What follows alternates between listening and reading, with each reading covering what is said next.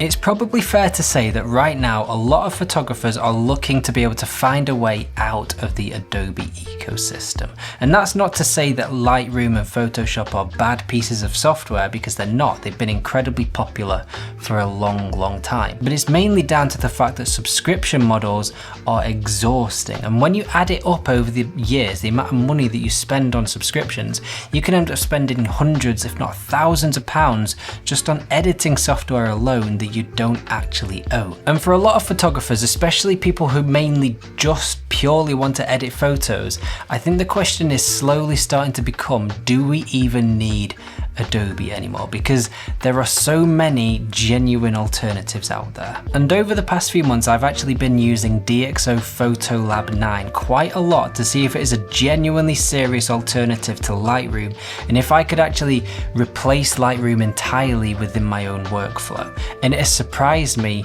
a hell of a lot. Now, a quick disclaimer, DxO are very kindly sponsoring this video, but as I said, I have been using PhotoLabs over the last 4 or 5 months and turning it into a genuine part of my workflow every single day. So in this video, I want to talk you through my workflow and how I'm using PhotoLabs and a couple of other pieces of DxO software, what I genuinely like about it, and how it really competes with Adobe very well. Okay, so let's just jump straight in. I am screen recording on my laptop here, and this is basically where my entire workflow starts. And I think this is quite an important thing to get your head around when you're using DxO, because it works slightly differently to Lightroom, especially Lightroom Classic. Because if you use Lightroom Classic, you have the whole cataloging features.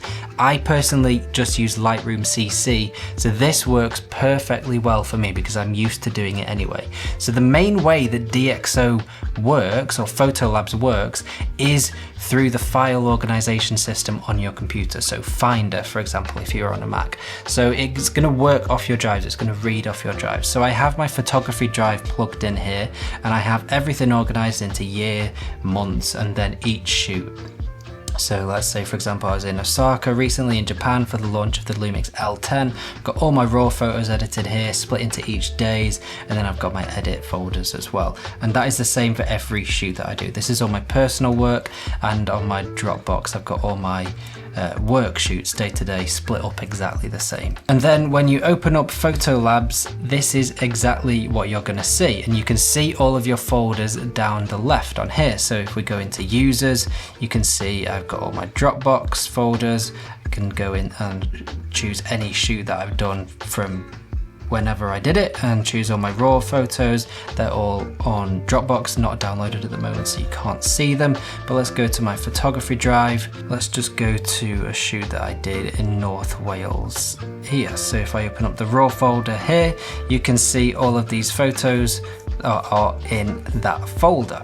And then underneath here, you'll see a projects folder. So if you wanted, you can select all of your photos from there and maybe drag them into that little project, so you have a specific project folder. One thing to remember is that when you are viewing your photos like this, you're pretty much just viewing a preview of the image. The photos aren't stored in PhotoLabs, so you're not creating any extra storage issues on your computer.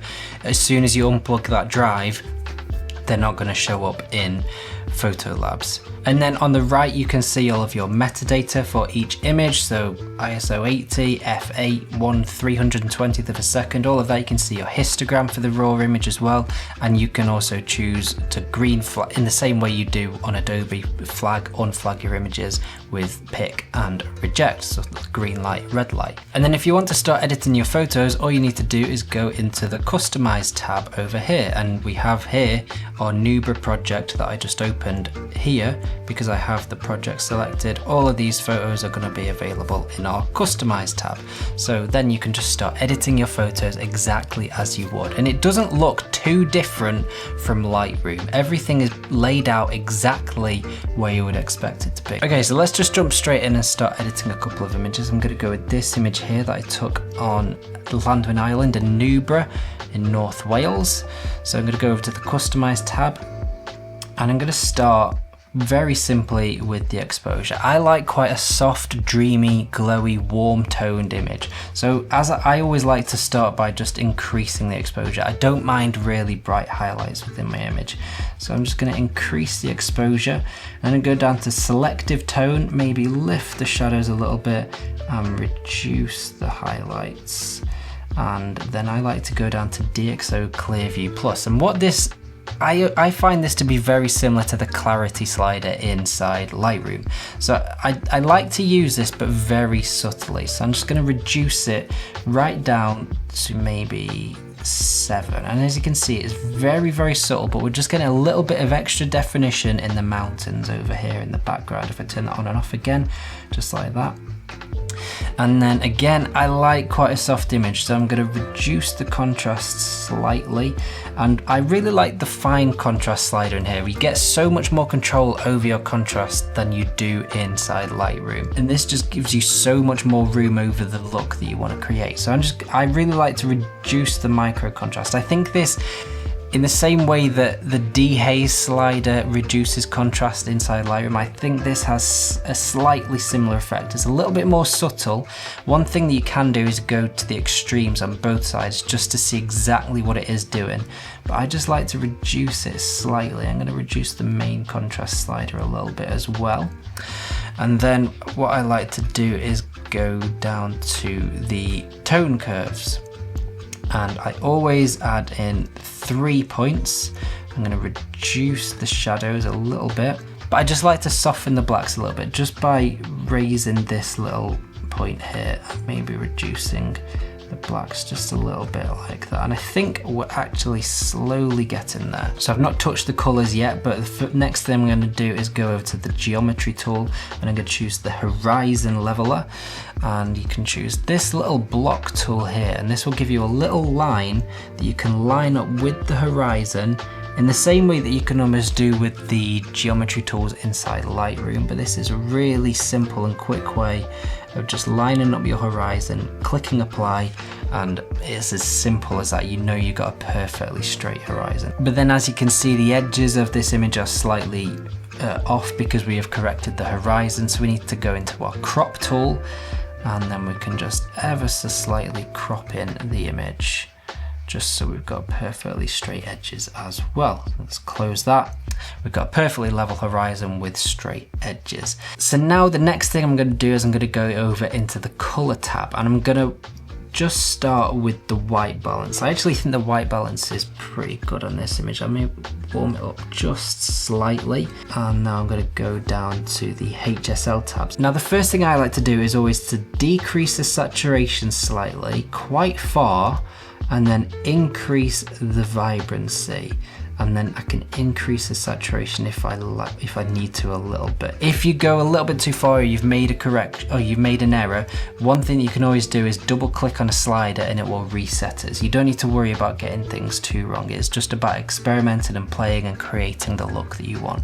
But I always reduce the saturation, increase the vibrancy, and then I'm going to go into each individual color and make more fine adjustments. So I think I'm just going to try and bring out the greens and the yellows and get a little bit of separation in here. So I'm going to reduce the luminance of the greens and also the saturation just like that. Maybe increase it a little bit more.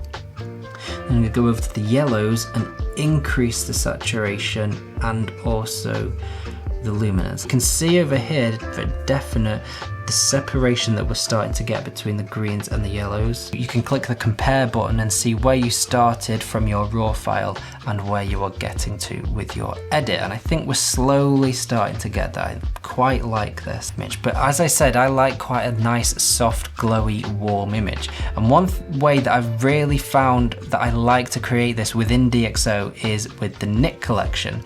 Now the Nik collection is another separate piece of software from DxO, but it works with PhotoLab. So if you click the Nik collection tool here, I'm going to go over to the Nik color effects tab, and this is going to open up another piece of software called the Nik collection, where you can make even more adjustments to your image. So we now have that open in here, and you can make all of these different adjustments to your image. So you can maybe add a vignette filter, make loads of adjustments to it, selective tones, maybe make it a little bit more pastel, add a paper tone, add whatever you want to your image, maybe add even more HSL tabs and have more control over your image like that. And these are almost just little presets that you can then adapt slightly within your image. And one that I really like is the sunlight tab. Now, what I like to do inside Lightroom is reduce the clarity in the dehaze sliders quite a lot, so you get that soft glowy look. And I found that the sunlight tool inside the Knit collection has a very similar effect. Now, when you first put it on, it is very strong. So I'm just going to reduce the opacity slightly, just like that. But then you also have way more control with this than you do with just the clarity and the dehaze sliders inside Lightroom, which is really nice because it gives you much more control over what you're doing, and you can be much more subtle with it as well and create that exact look. Increase the contrast, pretty much there. I'm just going to compare. That's when we put it into the Knit collection, and that's where we are just by adding that one sunlight tab with that, and then I click apply, and then it's going to kick it back into DxO in the same way as it would if you'd put a photo into Photoshop from Lightroom. It's going to kick it back into Lightroom. So we've gone back into PhotoLabs here, and you can see we have an extra file that we've just created from the Knit collection, which is a TIFF file, so you can keep editing exactly as you want to. I'm going to do one final thing, and that is go over to the Effects tab, and I'm going to add in some grain. And I really like this over Photoshop because Lightroom, because in Lightroom you just have one grain slider and you can adjust the size of your grain. Within PhotoLabs you have so much more control, and you can choose grain from different film stocks, which is really, really nice. So let's go over to color negative film, and maybe you can choose all of these different ones. So let's go down to Portrait 400, for example, and now you can see that we have the grain from Kodak Portrait 400 film stock, and you can still adjust the intensity and the size of it. But I really like adding grain to my images because I think it's just another way of just trying to soften up the image and give it a little bit more texture. Now, if you wanted to, you could make loads of different masking adjustments. I don't think this image particularly needs it. Let's maybe add one actually. Let's add in a radial gradient into the corner here, not that one. That one, because the sun is coming over from the right hand side. You can just see it hitting the right hand side of the lighthouse.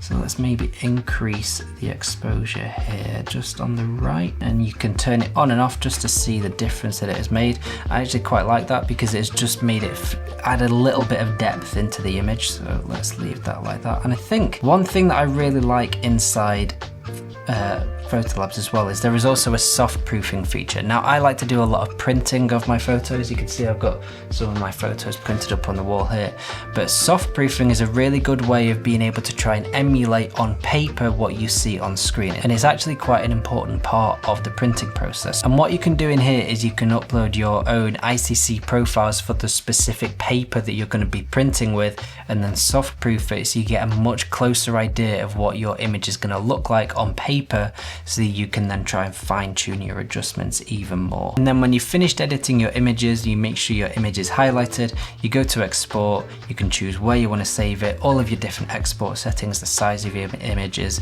and where you want to save them, exactly as you would within Lightroom. Now, there is one other feature that I want to mention inside PhotoLabs, and it is absolutely brilliant, and that is the noise reduction tool. Now, I deliberately took this image very badly just to show how good this noise reduction tool is. So you can see as I zoom in here, there is a lot of noise within the image. It's taken at 6400 ISO on the Lumix S1R2. There's a lot of color noise because of the high ISO. So I'm going to go over to this third tab here and choose the denoising option, which is right at the top.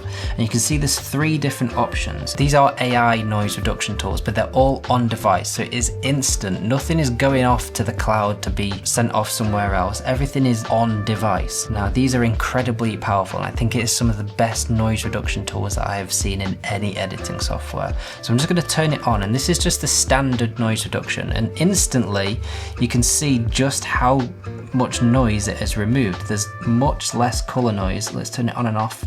All of that color noise has been reduced, and then you can go even further with Deep Prime and Deep Prime XD3. Let's turn it on and off. You can see just how much of a difference that is actually making to that final image. It is absolutely incredible. The amount of noise that is reducing, even at full preview size like that, you can see just how much of a difference it is making. And that is now a very usable image. It's obviously a terrible image, but that is a very usable image. One thing that is quite common with noise reduction is it can look quite artificial once you've used it. It can look very sort of computer generated, but this still looks really natural. So I really like using it. I'm never afraid to use it either. I think it is a very cool feature. So yeah, that is just a quick look at DxO PhotoLab 9. I came into this expecting a good Lightroom alternative, but it has genuinely really impressed me, and I've loved using it over the last 4 or 5 months and getting to know it and learn all about it and figure out just how powerful and capable it is. And it is now ingrained in my day-to-day workflow every single day. I love it. It is daunting when you're getting to learn a new piece of software, and I fully understand that, because for so long 99% of photographers have just been down the Adobe route. It's exactly the same for everyone, but there is so much more out there, and DxO PhotoLab is so capable and it's so much cheaper as well. It's just a one-off price. There's no subscription models. If you want to check out DxO for yourself, there are free trials for all of their softwares across their website. So that includes things like PhotoLabs, the Nick collection, and also the film collection and others as well. But if you also then want to purchase it, you can get 15% off at the checkout on their store using the discount code SCOTT15 for 15% off. So yeah, thank you very much to DxO for sponsoring this video. It is massively appreciated. And let me know your thoughts in the comments down below about what you think about DxO and all of their pieces of software, because I think it is incredibly exciting for a lot of photographers, and I think it is going to be the way forward for a lot of people, especially when it comes to getting rid of things like that subscription model. And this is an incredibly powerful piece of software, and it is only going to get better as well. So yeah, let me know your thoughts in the comments down below. Have you used DxO PhotoLab before, or maybe you're new to it? So yeah, if you like what you see on the channel as well, don't forget to like and subscribe, and I shall see you very soon in the next video.